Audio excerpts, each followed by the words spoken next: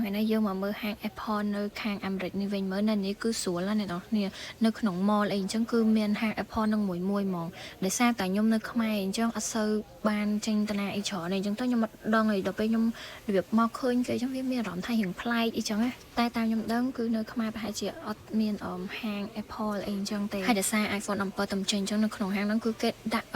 តាំង iPhone 17ពេញហ្នឹងហ្មងណាហើយនៅពេលដែលចូលហ្នឹងគឺខ្ញុំត្រូវតម្រង់ជួរដែលពេលហ្នឹងណាត់គេដាក់ appointment ប៉ុន្តែនៅត្រូវតម្រង់ជួរតែចំពោះ appointment ដែលខ្ញុំណាត់គេហ្នឹងគឺត្រូវទៅយកទូរស័ព្ទ17ហ្នឹងហើយគឺខ្ញុំបាន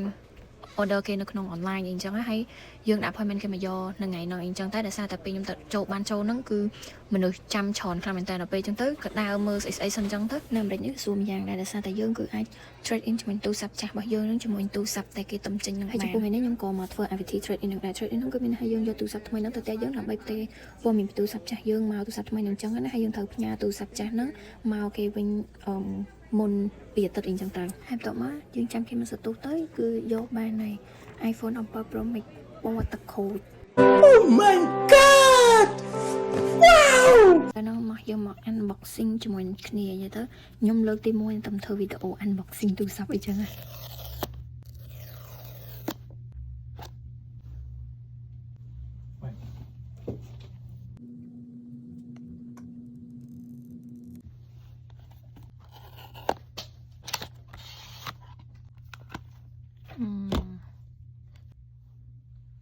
បិទ screen ហើយ